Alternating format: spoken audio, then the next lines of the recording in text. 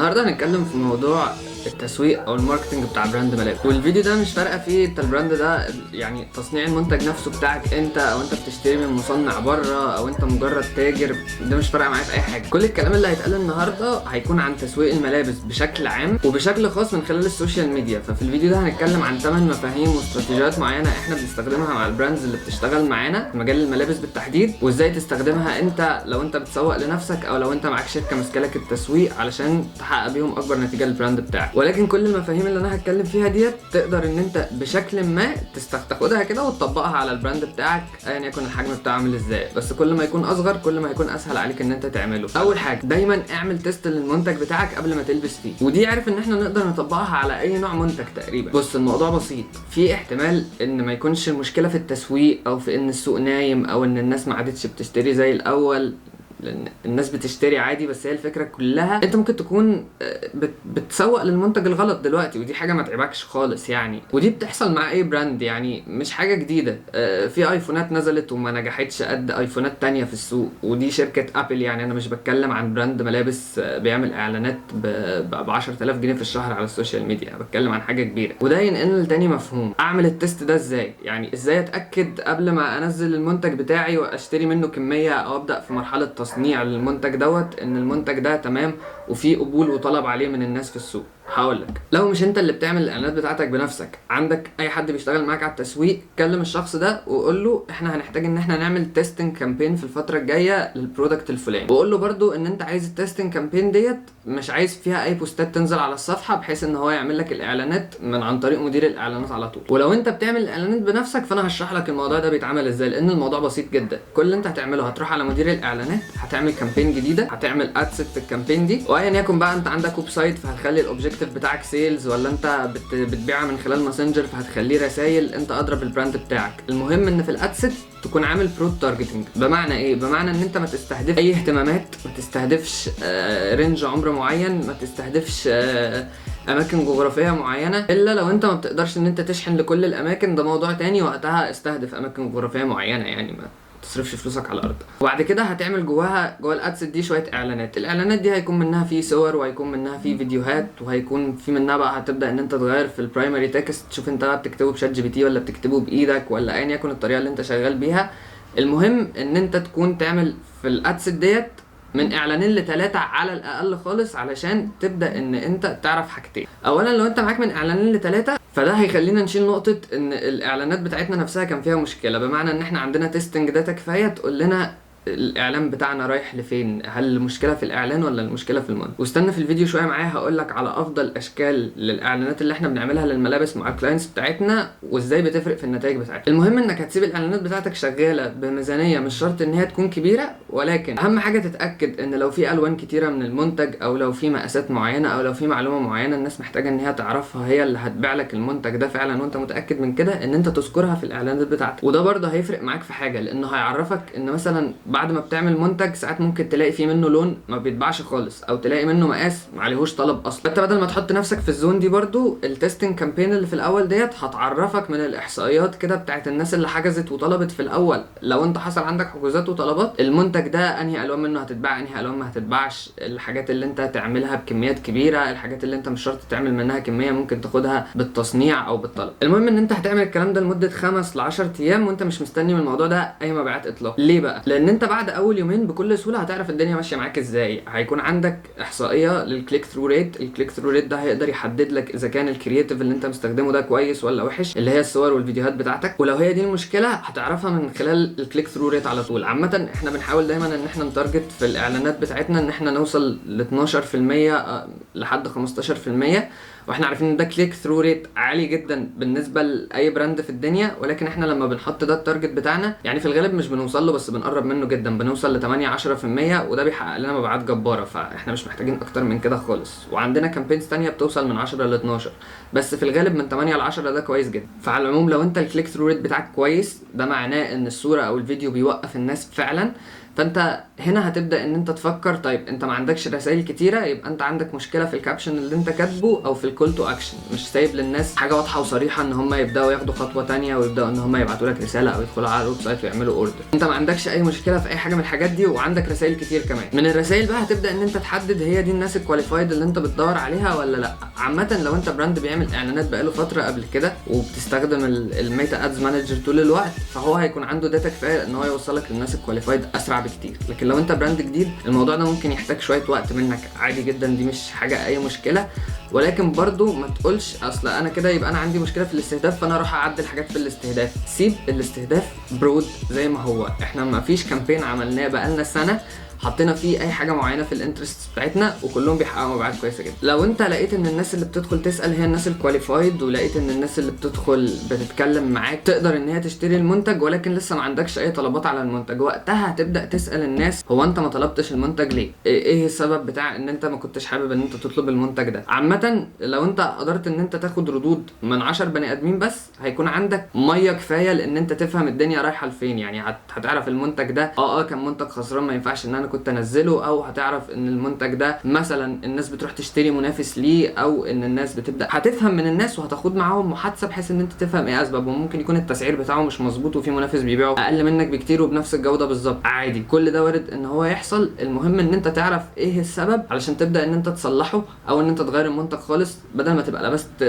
فلوس كتير جدا او راس مال كبير جدا في سيزون. تاني استفاده هتستفادها ان لو فعلا المنتج ده شغال كويس وقدرت ان انت تعمل اوردرات في خلال الفتره بتاعه اللي هي التجهيز دي او الفتره بتاعه التست، فانت وقتها هتبقى عرفت كمان انهي اعلانات كويسه للمنتج وانهي اعلانات لا، لان انت ما جربتش اعلان واحد، انت جربت 3 أو 4 اعلانات على حسب قدرتك انت على ان انت تنتج الاعلانات دي. فوقتها كمان هيكون عندك فكره انهي شكل من الاعلانات هو اللي هيبيع المنتج، فمش هتتعطل بعد كده في الماركتنج بتاعك. اول ما هتلاقي اعلان بدا ان هو يريح هتعرف ان انت تحط اعلان تاني بتجديد معين مكان الاعلان ده بنفس الشكل او بنفس الرساله او بنفس الفكره. فهيبقى الموضوع بالنسبه لك سهل جدا وهتقدر ان انت طول الوقت تبقى مبيعاتك شغاله وحالك ما بيقفش. وبالعكس كمان انت خلاص ممكن انت على طول تبدا خلاص انت اديت اوردر للمصنع بتاعك مثلا ان هو يشحن لك الطلبيه بتاعتك، تبدا ان انت تعمل كامبين للبري اوردرز، الناس تبدا ان هي تطلب مسبقا ويجي لهم اول ما انت شوف المنتج بتاعك هيوصل امتى وتبقى امورك طيبه. ده ياخدنا للنقطه الثالثه وهي النقطه اللي بتقول فيها ازاي اقدر احدد تكاليف التسويق بتاعتي بحيث ان انا اضيف السعر بتاعها على المنتج. انا هنا مش جاي اكلمك عن ازاي تسعر المنتج نفسه لان دي انا حابب ان احنا نعمل عنها فيديو كامل، ولو كده ممكن تكتبوا لي في الكومنتس اعمل لكم فيديو كامل عن الكونسبت ده لوحده. فالمهم يلا بينا نشوف هنحسب تكاليف التسويق ازاي.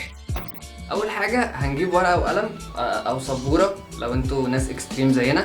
فسي مثلا انا في حاله ان انا عندي ديبارتمنت في البراند بتاعي للتسويق او عندي يعني تيم مخصص للموضوع ده، فانا سي بصرف عليه 10000 جنيه في الشهر، او عندي شركه تسويق بدفع لها المبلغ الفلاني في الشهر. المهم في الموضوع ان انت هتكون عارف التكاليف الثابته بتاعه التسويق بتاعتك وهتبدا ان دي اول حاجه هتكتبها. دلوقتي المثال اللي احنا هنلجا له هيكون مثال التست كامبين اللي احنا لسه عاملينه من شويه، علشان انا زي ما قلت لكم كل منتج انت بتبيعه تكلفه التسويق بتاعته بتكون مختلفه عن الثانيه، خصوصا لو انت الكامبين بتاعك بيكون كامبين جنرال على كل المنتجات بتاعه البراند، بل بالعكس بتختلف من سيزون لسيزون. واحنا كده اي شغل احنا بنشتغله مع اي عميل كل برودكت موجود عنده في البرودكت لاين بتاعه لازم بيتعمل له كامبينز مختلفه وبيتحسب له الحسبه بتاعته لوحدها. دلوقتي نرجع لموضوع التست كامبين. فانا هفترض ان احنا صرفنا على التست كامبين ده 5000 جنيه في ال10 ايام، وبعد ما صرفنا ال 5000 جنيه دول قدرنا ان احنا نبيع ل 25 عميل.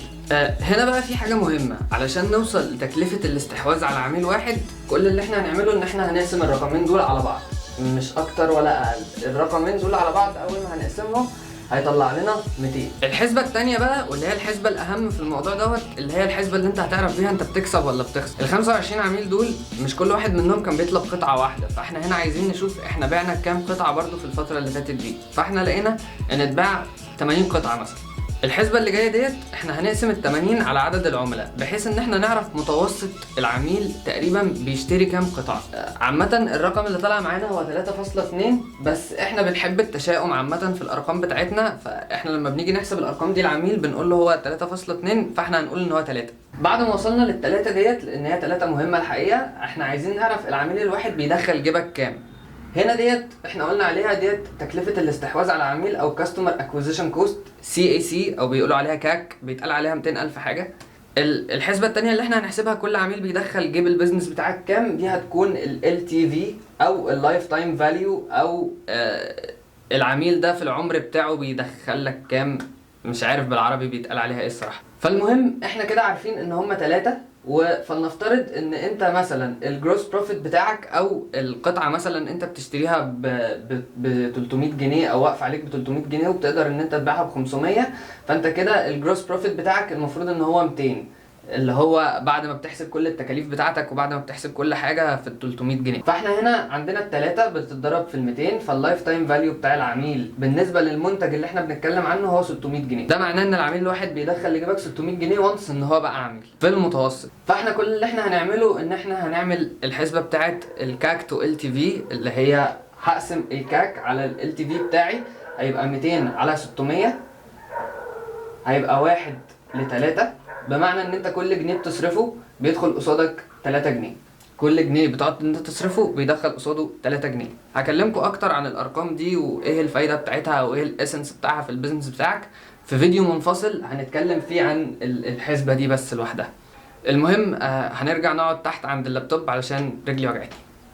عامة احنا ليه حسبنا الحسبة دي؟ علشان احنا بنعرف منها ان طول ما انت الرقم او النسبة بتاعتك اقل من 1 ل3، يعني احنا بنحاول دايما ان احنا نوصلها من 1 ل4 فيما فوق، بس لو هي اقل من 1 ل3 لازم تعرف ان البيزنس بتاعك فيه مشكلة. فانت يا اما محتاج ان انت تقلل تكاليف التسويق بتاعتك، يا اما انت محتاج ان العميل الواحد يكون بيدخل لجيبك فلوس اكتر. عامة برضو الحسبة دي فيها حاجة مش مظبوطة، المثال ده، لان احنا ما حسبناش فيه اذا كان العميل بيكرر الاوردرات بتاعته بعد فترة ولا لا. يعني العميل الواحد مثلا ممكن ان هو بيشتري منك النهاردة وبعدها بشهر بيبدأ ان هو يشتري مثلا قطعتين كمان، او يشتري لواحد صاحبه قطعتين كمان. فاللايف تايم فاليو هنا بيكون بيزيد بالنسبه للعميل الواحد، وكل مره بيزيد 200 جنيه، فده فرق كبير وهيفرق جدا في الحسبه بتاعتنا. ولكن الفكره كلها ان البيزنس بتاعك كل ما يكبر حاول ان انت يكون عندك داتابيز يكون فيها كل العملاء، وتبدا ان انت تسجل فيها البيانات بتاعتهم كل مره بيطلبوا فيها. لو انت عندك ويب سايت الموضوع بيبقى اسهل من كده بكتير، ولكن لو انت ما عندكش ويب سايت وبتعتمد اعتماد كلي على فيسبوك وانستجرام، فانت هتحتاج ان انت يكون حتى لو عندك اكسل شيت بس، علشان الحسبه ديت مهمه جدا، وما تبقاش بتشوف فيه في اخر الشهر كام في جيبك وتقول انا كسبت او خسرت. انا ما بحبش اتفاجئ بان انا كسبت او خسرت الشهر ده عامه، فيعني ما اعتقدش ان حد حابب ان هو يتفاجئ، على الاقل يبقى عندك فكره. وعموما بالنسبه للنسبه اللي لسه حاسبينها فوق دي، في بزنسز معانا بتوصل ل1 ل10 و1 ل12 كمان، فدي بزنسز جباره. والموضوع ده مش سهل، لان انت بتحتاج ان انت تعرف تعصر من العميل فلوس اكتر ازاي، وبتحتاج ان انت تقلل تكاليف التسويق بتاعتك جدا. رابع مفهوم معانا، حاول ما تخليش الاعلان يبان ان هو شكله اعلان. عامه دي اكتر غلطه بشوفها، ان اي براند بيجيلي سواء كان شغال مع شركه تانية او شغال لوحده بيعمل هو الاعلانات بتاعته بنفسه، الاعلان شكله اعلان. انت اول ما تشوف ده اعلان، ده حد عامل اعلان، فطبيعي ان المبيعات بتاعتك تكون واقعه، لان اول ما هشوف ان ده اعلان همشي. انا محدش بيفتح فيسبوك علشان يتفرج على الاعلانات عامه. فانا كل اللي طالبينه منك ببساطه تخلي اعلانك يكون شكله شكل محتوى شويه، ده لو انت بتعمل اعلانات بنفسك طبعا. يعني مثلا المنتج اللي انتوا شايفينه قدامكم ده كنا بنعاني علشان نبيعه اول ما عملنا التستنج كامبينز بتاعته، رغم ان احنا كنا عاملين له صور كويسه جدا، وهو اصلا كان منتج ترندي على بنترست. يعني كل اللي احنا عملناه ان احنا اخدنا نفس الصور ديت ورحنا حطيناها في تويته، او في شكل تويته، يعني كانت شكل تويته فيك معموله في فوتوشوب ب2 جنيه وربع عادي.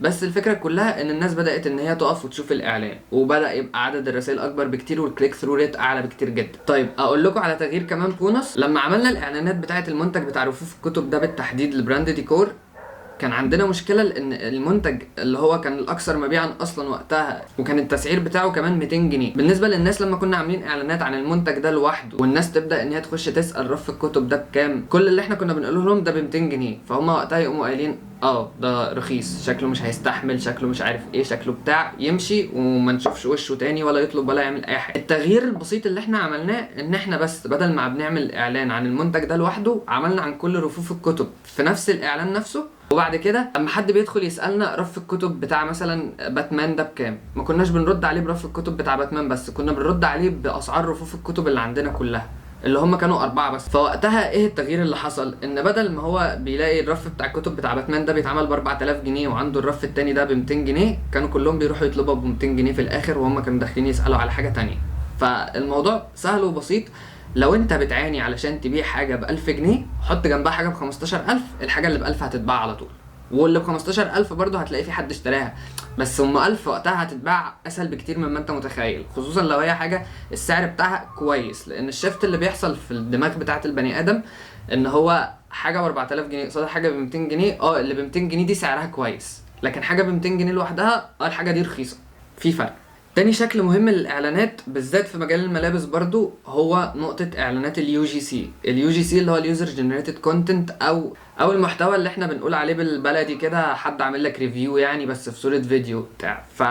مش لازم الحد اللي يعمل لك الريفيو ده يكون انفلونسر عشان الاعلان بتاعك ينجح، بالعكس الاعلان بينجح اكتر لو اللي عامل لك الاعلان ده مش انفلونسر. هقول لك ليه. لو انت جبت واحد صاحبك يتكلم وعمل فيديو بسيط خالص مجرد تصوير للمنتج نفسه من غير ما يظهر في الفيديو تماما، وحط عليه فويس اوفر بيحكي فيه التجربه بتاعته مع البراند من اول ما بدا ان هو يطلب ويتكلم معاكوا ولحد ما اشترى ولحد ما استلم المنتج، فيديو بسيط جدا، وعملت عليه اعلان على فيسبوك وانستجرام، اولا انت هتشوف المبيعات بنفسك هتبقى عامله ازاي لو الفيديو معمول كويس طبعا، يعني مش اي هزي والسلام، لان ببساطه شكله مش اعلان وبيحكي قصه، فالناس بتبدا ان هي تقف وتتفرج عليه علشان احنا بشر بنحب ان احنا نشوف القصص دي. وبرده بيوضح تفاصيل المنتج بسهوله وسلاسه من غير ما تبقى اللي هو انت مش بتفرجه على المنتج دلوقتي، انت بتحكي له قصه وفي النص بتوري له المنتج، فبيبدا ان هو يفكر طب ما اخش اسال المنتج ده بكام، وهتلاقي الناس بتشتري في الاخر عادي. وليه بقى ما تخليش حد بلوجر او حد مشهور هو اللي يعمل لك الاعلان ده؟ علشان ده ضد المبدا بتاع ان انت ما تخليهوش يبان ان هو اعلان.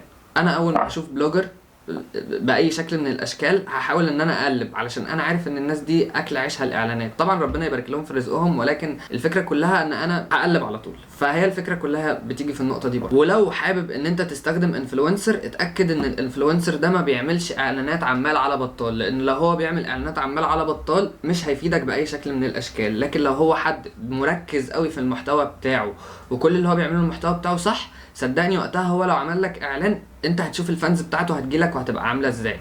ده نوع الانفلونسر الصح اللي انت تستهدفه ايا يكن المجال بتاعك. وعموما انك تستخدم انفلونسرز في الاعلانات بتاعتك دي قصه لوحدها، لو انتوا حابين ان نتكلم عنها في فيديو منفصل قولوا. خامس مفهوم معانا بقى شكل المحتوى بتاع صفحتك يكون عامل ازاي. على انستجرام وعلى فيسبوك حاول ان انت تضيف في الهايلايتس بتاعتك او في البوست المثبت او في اي حته تبقى واضحه وظاهره الريفيوز بتاعه العملاء، وحاول ان هم يكونوا كتير وتبدا ان انت تجمعهم في صوره واحده او في فيديو واحد تكون مدته لذيذه. ويفضل لو هم يقدروا ان هم يبعتوا لك فويس نوت او فيديو متصور وهم بيستخدموا المنتج، لان ده بيضيف عندك طبقه زياده كده اسمها سوشيال بروف. السوشيال بروف من اهم الكونسبتس اللي انت محتاج ان انت تستخدمها في البيزنس بتاعك، علشان احنا بني ادمين في الاول وفي الاخر. لو شفت صاحبك بيعمل حاجه غالبا هتتريق عليه في الاول وهتروح تعملها وراه. فطول ما انت شايف ان في بني ادمين كتير بتعمل الحاجه دي وانا قادر اوصل لك ان في بني ادمين كتير بتعملها، غالبا انت كمان هتروح ان انت تعملها وهتروح تشتريها. وبرده ضيف صور نظيفه جدا للمنتج بتاعك في البوستات. حاول على قد ما تقدر ما تسترخصش تماما في الصور والحاجه بتاعه المنتج بتاعك، علشان حتى لو انت هتعتمد بشكل اساسي على اعلانات مش باين انها اعلانات، بعد كده لما العميل هيتكلم معاك هيبدا ان هو عايز يشوف صور للمنتج، عايز يشوف شكل الخامه، عايز يبدا ان هو يشوف ده. لازم يبقى عندك صور للكلام ده عشان ما تتفاجئش بيه بعد. النقطه السادسه الرد على العملاء. الرد بتاعك لازم يكون رد سريع ويكون رد شكله كويس وشكله بروفيشنال. يعني اقل حاجه حاول ما تخليش في غلطات املائيه في الرد بتاعك، ولازم يكون في متابعه كويسه مع العملاء حتى ما بعد البيع، يكون في متابعه كويسه للعميل. لان ببساطه انا بشوف براندز بتجيب عدد رسائل مهول وبيهملوا نقطه ان هم بس يردوا على الناس بسرعه مش اكتر. لان عامه احنا شخصيا في الشغل بتاعنا لما بنعمل اعلانات للماركتنج ايجنسي كل اللي احنا بنعمله زياده واللي فرق معانا في المبيعات فعلا ان احنا لما حد بيكلمنا او بيخش يسالنا او بيسيب البيانات بتاعته بنتواصل معاه في خلال 5 دقايق فقط من ان هو يسيب البيانات بتاعته. صدقني زودت المبيعات بتاعتنا بنسبه لا تقل عن 34%. انا بقول كده علشان النسبه دي اتغيرت دلوقتي، بيتهيألي هي اكتر من كده، بس دي اخر مره انا بصيت على الناس. سابع نقطه لما حد يعمل اوردر دايما وانت في الميتا بيزنس سويت ان انت هتخش، وبعد ما هتخش على المحادثه هتلاقي في 3 نقط فوق، دوس على ال3 نقط دول وبعد كده اختار كلمه اوردر بليس. انت اول ما هتعمل كده هتعرف الالجوريثم انهي نوع من الناس بيطلب المنتج بتاعك دوت. فاول ما الالجوريثم هتعرف هتبدا ان هي تطلع الاعلان لناس اقرب للناس اللي بتشتري المنتج بتاعك، وده هيساعدك ان انت تحسن المبيعات بتاعتك. هي حاجه صغيره جدا بس على فكره بتفرق جدا جدا في النتائج بتاعتك. اخر حاجه ودي انا قلتها مرتين في الفيديو وهقولها تاني، 8 نقطة، ما تعملش اي حاجة في التارجتنج بتاعتك، سيب الاستهداف بتاعك برود زي ما هو. وبس هي دي كانت كل حاجة النهاردة. مع الف سلامة.